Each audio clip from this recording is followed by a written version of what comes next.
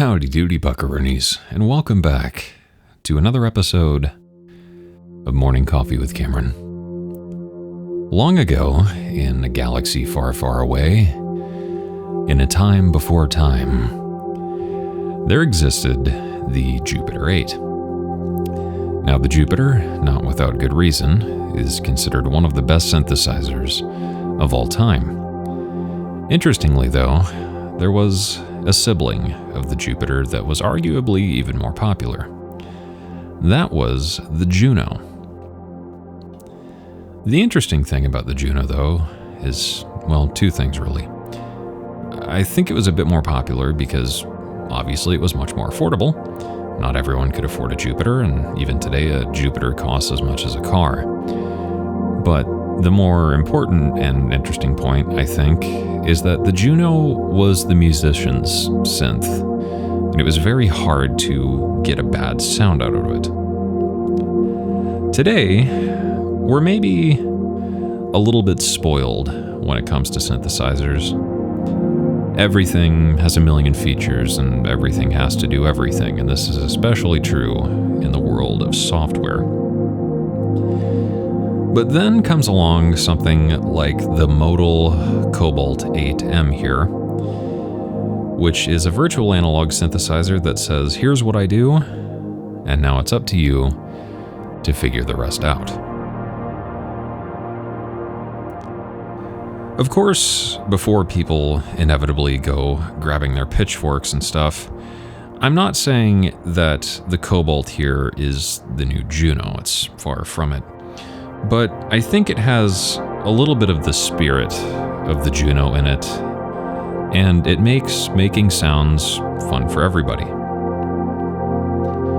I was really curious to try this thing out, and the Cobalt here was another very highly requested synth to feature here on the channel. Recently, I also got to try out its digital wavetable sibling, the Argon 8, and I've been enjoying it a lot since, but now, after playing with the Cobalt for a while here, I think the Argon 8 has honestly grown on me a bit more because I feel like I now sort of get the idea of what Modal was going for with these synths. The Cobalt is one of the latest synths from Modal and brings virtual analog back, which was interesting to me. Because typically virtual analog stuff doesn't get me all that excited, but they did a really good job with it. And I think that the Cobalt here brings back some of that virtual analog magic with some really fun and unique twists to get you excited about getting back to the basics. So, let's dive in and explore the Cobalt 8. So, what is the Cobalt here? The Cobalt is a virtual analog synthesizer from Modal Electronics. That is to say, it is a synthesizer that is digital but tries to emulate the sound of an analog synth. Now, you might immediately ask, isn't that bad? Well, not really. Although the filter is again maybe a little bit middle of the road, kind of like the Argon, the overall sound of the Cobalt is really nice and it does very well deliver on that kind of analog synth stuff. But the fact that it's digital brings many advantages. You can't really do a firmware update to an analog synth after all. And since it's all digital, this means that Modal was able to take the basic idea of the analog synth and expand on it, which they've certainly done to a very big effect here. So a quick feature rundown here. This is the Cobalt 8 from Modal Electronics, and it is an 8-voice polyphonic synthesizer. It comes in both desktop and key versions. This is the desktop version here. Obviously, it is entirely digital all the way through, so oscillators, filters, effects, etc. We've got over 30 different oscillator algorithms, which we'll dive into here in a little bit. It's got a multi-mode filter with 4 different modes. We've got 3 LFOs, 3 envelopes, a 512-note sequencer, a 4 animation lane sequencer, a 32-step arpeggiator, 3 effect slots up here with chorus, flanger, phaser, tremolo, lo-fi, rotary, several different delay modes, and a reverb. It offers MPE support. It It has a couple of hundred presets, and it also has the amazing Modal app, which allows you to use this synth like a plugin in your DAW, which is super, super cool. The Cobalt here is built out of steel and aluminum. It feels nice and chunky like the Argon, but it does feature the same plastic knobs. It's also got the same joystick XY controller up over here. The Cobalt 8 is available right now. It comes in at $650 US for the desktop version, which is the 8M here. The Cobalt 8 Keys comes in at $750, and the Cobalt 8X comes in at $820. The Keys versions feature Fitar keybeds, which if you don't know what that means, basically they're just really nice high-end keybeds. And if you want to check it out for yourself, you can find a link down in the description. With all that out of the way, let's hear some sounds from this thing.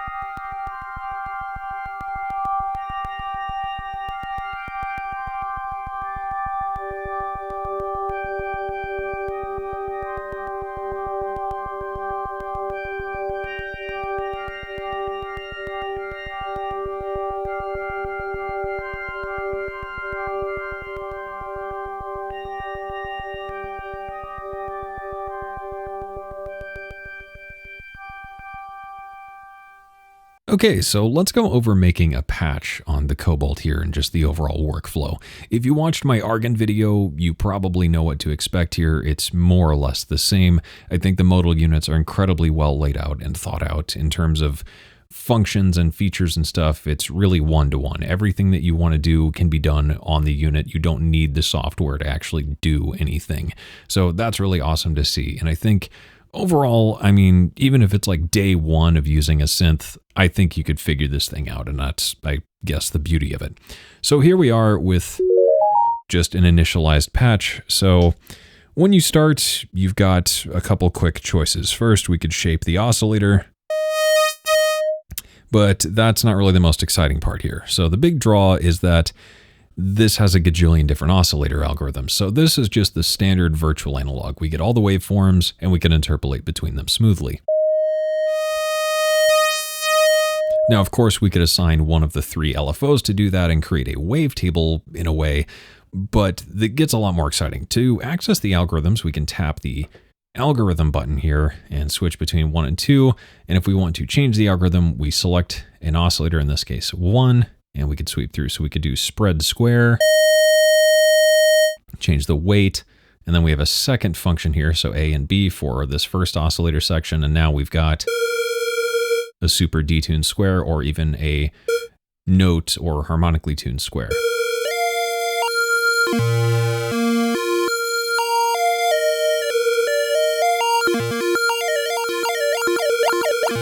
So that's kind of fun. The other algorithms, there's a bunch of weird stuff to choose from, so let's get into something a bit more exotic here. So this is a pulse mod triangle, and we can do an asymmetric bend on it.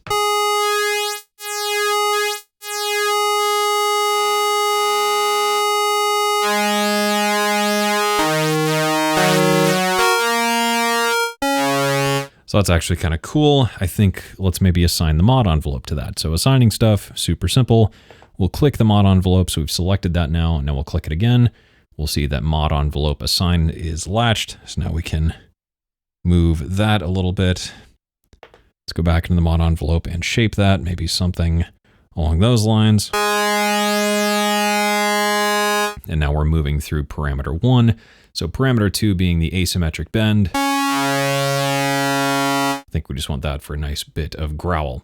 Now let's mix over to the second oscillator. Click over here and maybe try a different algorithm. Let's do something maybe a bit more exotic again, maybe the sync.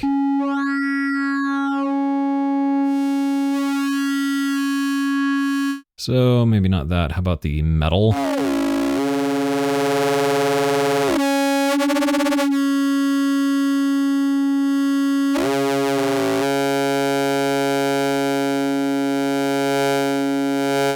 Get some movement there. Let's do LFO2 actually.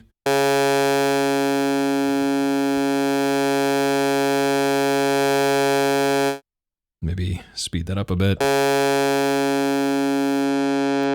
Let's work with the filter a little bit now. Add a filter envelope. So let's increase the depth of that.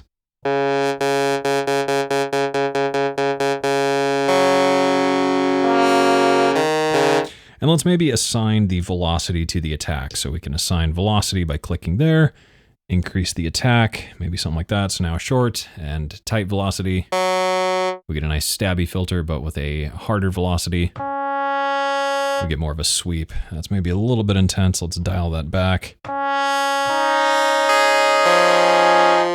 Cool. And I guess right about there should be good. Excellent. So let's turn that off. Drop that filter down a little bit.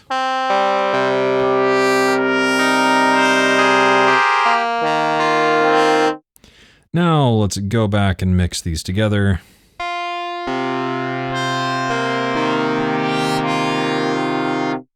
Let's do something a bit more interesting here. Let's go into the mod matrix. So we've already used 4 out of 8 mod slots. Let's do LFO1. We'll assign that to the global pitch, which is somewhere at the end, I believe, or maybe right at the start.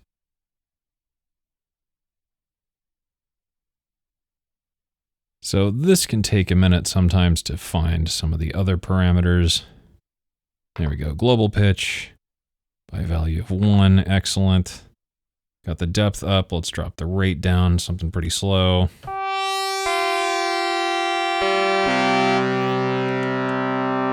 Now, instead of a sine wave LFO there, I think maybe it would benefit from being a little bit more random. Let's increase the depth a little bit. So I'm going to hit Shift because we've got secondary functions listed in blue. So the white text is the primary function and Shift engages the blue or secondary function. So let's go to LFO1. We'll shift and change the mode to free.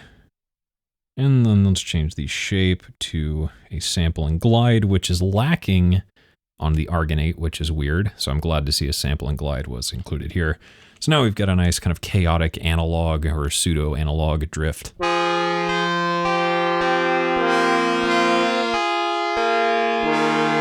Let's maybe tune oscillator 1 an octave down. And then let's detune. So we got fine tune here, parameter B. Let's detune that. Second oscillator. So now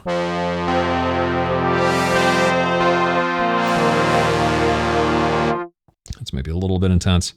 So now we've got a pretty good sort of lead pad thingy. Let's do a little bit of resonance.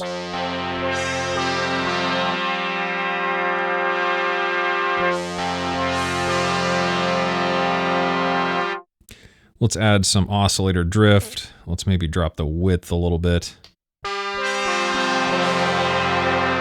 Now let's go in and add a couple effects. We've got 3 effect slots up here. Let's do maybe the phaser up first.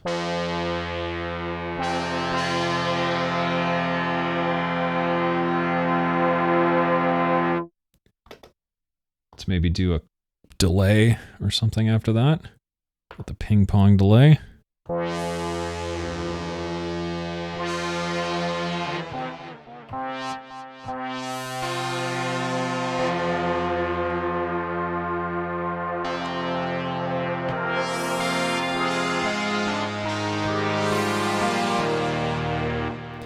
And finally, just a bit of reverb to smooth all that out. The effects have secondary functions as well, so let's go in and add a bit more modulation to the reverb. The reverb on this and the effects as a whole, once again, not really anything to write home about, but they are functional.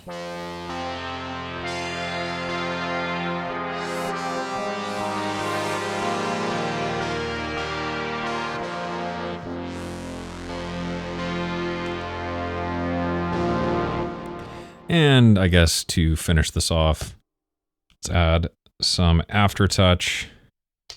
Actually, aftertouch to the filter cutoff. Now we should be good.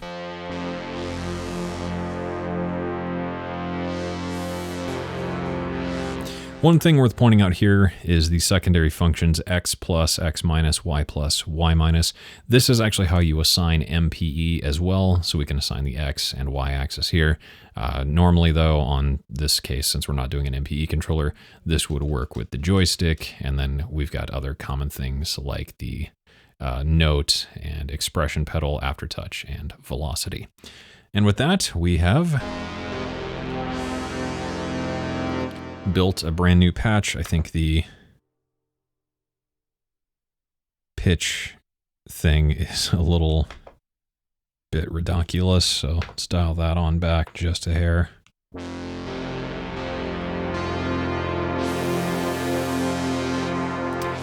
Because this does support MPE, it does support polyphonic aftertouch as well. So if you have a poly aftertouch controller, that would work here. Or if you have an MPE controller, such as the fantabulous Sensel Morph, that would work as well to get poly aftertouch and get all your CS80 Blade Runner glory things going on. But as a whole, patch workflow, super simple. Really like working with this thing. Very straightforward and very hard to go wrong. I think that's pretty excellent to see. In terms of feature selection and whatnot, very functional. Again, maybe a bit limited in terms of, you know, super powerful synths and whatnot out there. It's certainly not like a Hydra synth or something. But everything that it does very well. Again, filter and effects, meh. But a super functional synth that's very fun to use and very hard to get a bad sound out of. And I think that is probably the most important thing. If I'm sitting down to make some music with a synth, it's best if I can't do a lot wrong, because then I don't get frustrated so much. So overall, high marks for me in terms of workflow. I think it's super fast, super easy. And like I said earlier, if you're very new to synthesizers, it's a really safe choice because everything is laid out right in front of you. It's all very clearly labeled and it's all very intuitive. Perhaps one of the biggest draws to the Modal synths would be the Modal app and Modal plugin, which we have open here. So this opens up like any plugin in your DAW, and as you would expect, you can control the synth from the plugin. So if we have a look at the filter here and we move the cutoff, we can actually do that from the computer. We can change the resonance, the morph, and everything, every single aspect, including some of the deeper aspects like the mod matrix and inputting sequences and doing all sorts of super fun stuff. This is really cool because if you're maybe just kind of getting into hardware and find yourself reaching back for plugins, this allows you to use the synth like a plugin in your session, or if you have your synth just out of reach but it's plugged in, you can use it without having to get up and twiddle knobs, which is a nice compromise in workflow between hardware and software. This updates live as well from the synth, so once again, if we move a parameter like we morph the filter, we'll actually see that updating in the actual plugin UI as well. We could change an oscillator algorithm and everything else, and it's a pretty cool way to work. It's a really fun and fast tool. You can even browse patches, save patches, and do all that kind of stuff as you would expect. On the note of using the Cobalt like a plugin, one of the other really cool features of the Cobalt is that these knobs actually transmit MIDI. So I've got Vital open here to demonstrate this. I can actually control Vital using the Cobalt, and this is really cool because it does become a VST in a box. You get basically a purpose-built MIDI controller that you can use to control any of your favorite synths. So I've already MIDI learned a couple of parameters in Vital to demonstrate this, but I can move my cutoff and actually move the filter cutoff within Vital. I could change the resonance. I could morph the filter in Vital, all that kind of stuff that you would expect. I could even go in here and switch to the amp envelope and change the attack and sustain and decay and release and everything else that you would want to learn to these knobs. And I think that in particular is a really awesome feature of the Cobalt and the Argon synths. And that brings us to viewer question time, the time where you, the viewer, ask me, the internet person, questions about stuff. So I gathered up questions from the live stream using the Cobalt here, as well as across Discord and social media and stuff, and wanted to take a minute to answer all of those. The first and probably the biggest question I was asked is, how does the Cobalt compare to the Argon 8 here? Which one should I get and why?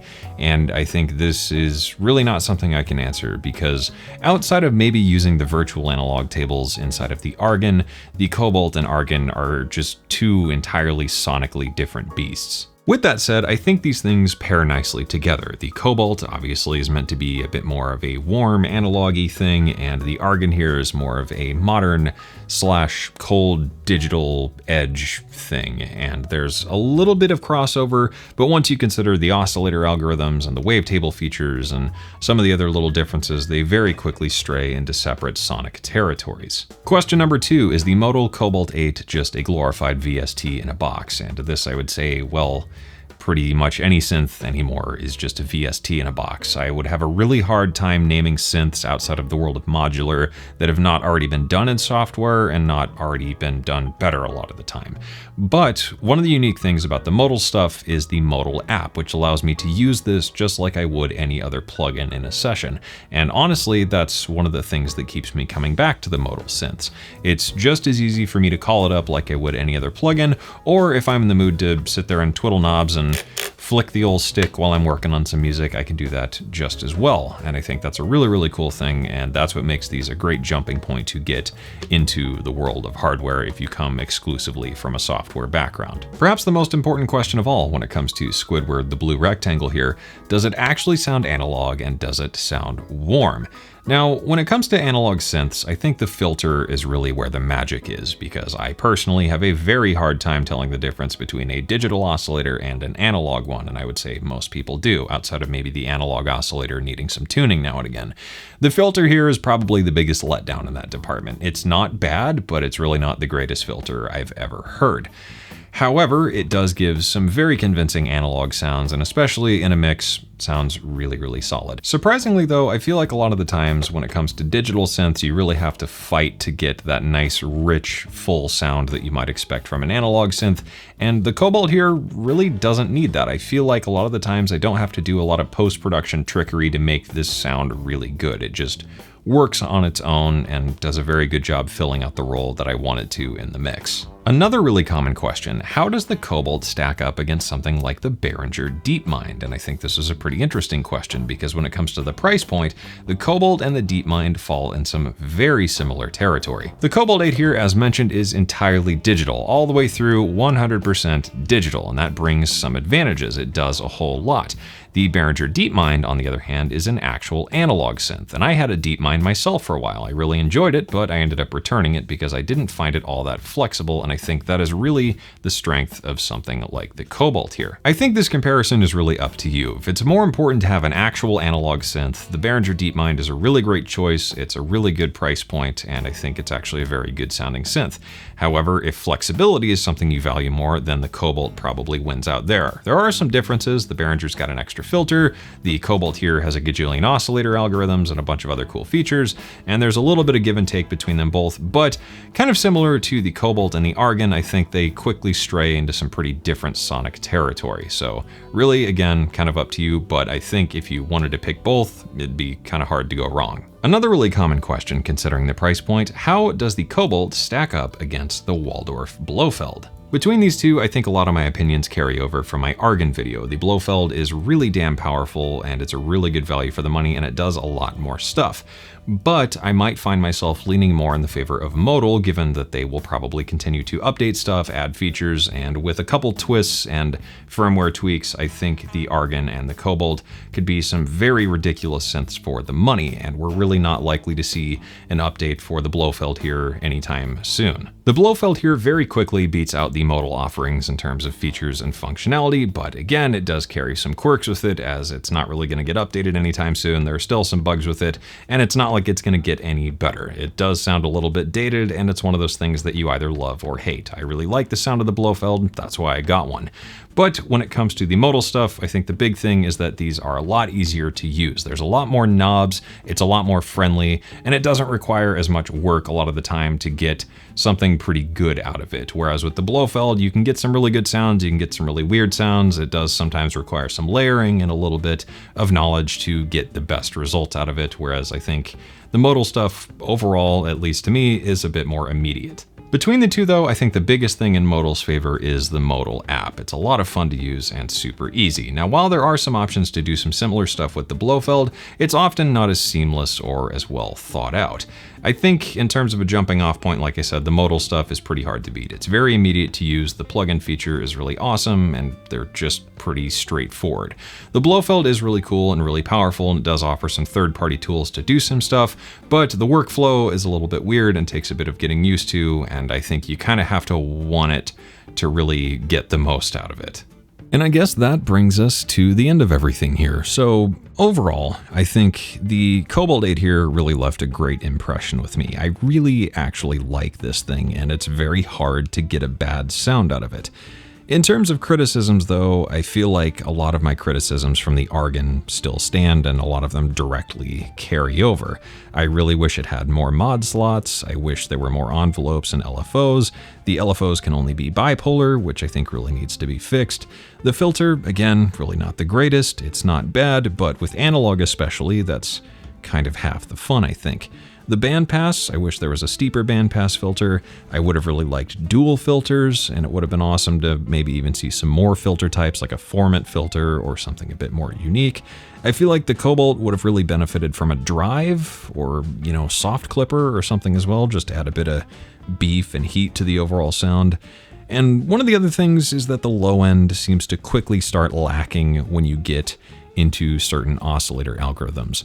When it comes to analog synths and stuff, that's really what you want, is that big, full, meaty, beefy, cheesy sound. And with some of the more exotic oscillator algorithms, the low end goes away pretty quickly, so that can be kind of a pain, but once you layer it with another sound, then it doesn't really matter so much. Overall, with the Modal Cobalt here, I love the idea of analog with a twist, and Modal did a great job creating something that was approachable and familiar, but felt unique. Of course, the Modal app, once again, is the coolest. I don't know why that's not a standard thing with every synth anymore. It's just awesome for workflow. And as a whole, I find myself reaching for this quite a bit, definitely more than the Argon. Now, that's not to say that the organ is bad, but with the Blofeld and the Peak, I just don't find myself drawn to use the organ all that much, other than when I just feel like using something a bit different. In the future, though, I really wish to see something from Modal that combines the idea of the organ and the Cobalt in like a dual-layer synth that's a bit more powerful, but I suppose in the end that's why there's something like Modal's own 002, which seems like a really cool synth, and maybe in the end that's what they were doing here, is just taking parts of that and creating a Juno version of some of their bigger synths. What do you think of the Cobalt 8? Let me know your thoughts down in the comments. I'm definitely interested to hear what people think of a virtual analog synthesizer in this day and age. I know certainly it wasn't something that exactly excited me, but I think Modal pulled it off in a pretty cool way. Of course, big thank you to Modal Electronics as well as Voltage & Company for getting me hooked up with the Argon 8 and the Cobalt. I think these things are a lot of fun, and I think the Cobalt is definitely going to be a bit of a mainstay in my arsenal going forward. It's a lot of fun to use, it's a very functional synth, and it's very musical. Thank you for watching, I hope you enjoyed it, I hope you learned something, and as always, I hope this inspires you to get out there and make something awesome. Be sure to like and subscribe, and I will see you guys again soon.